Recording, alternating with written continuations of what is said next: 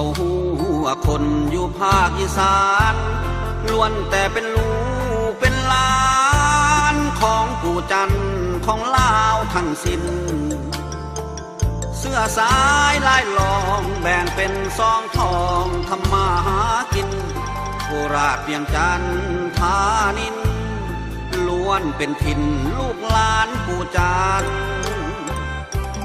คนรุ่นปู่จริงหูว่าความเป็นมาอย่างไร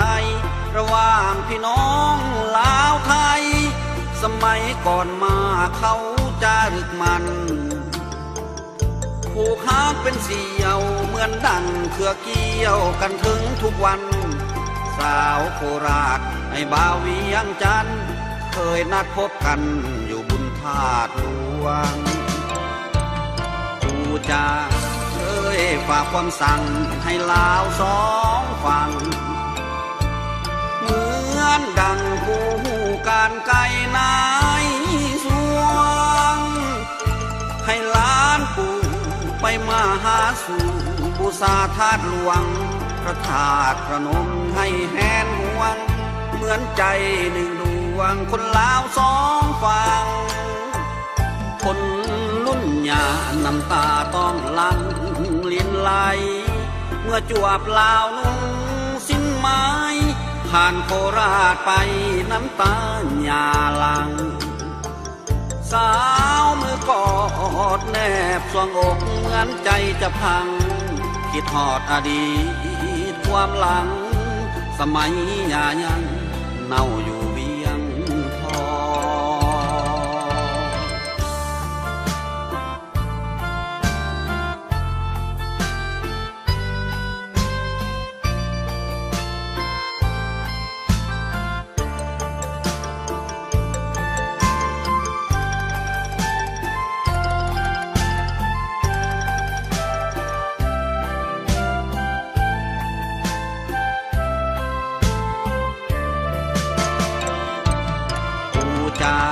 เลยฝากความสั่งให้ลาวสองฝั่ง